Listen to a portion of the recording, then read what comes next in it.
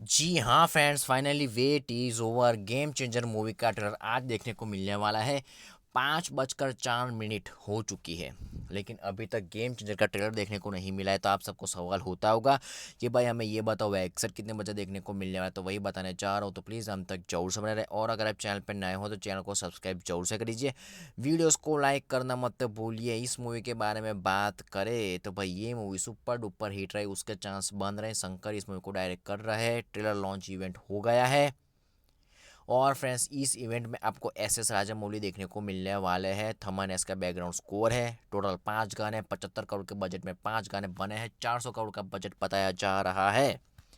खैर वो सब छोड़िए, अब बात करते हैं मुद्दे की। गेम चेंजर का ट्रेलर आज देखने को मिलने वाला है, और आप इतना पकड़ के चल सकते हो कि शाम के 7 बजे के आसपास 7% गेम चेंजर का ट्रेलर देखने को मिले, उसके चांस ज़्यादा बन रहे। लिख लीजिए, शाम के 7 बजे तक देखने को मिल जाएगा। तो आज मैंने आपको गेम चेंजर मूवी की अपडेट दी। धन्यवाद।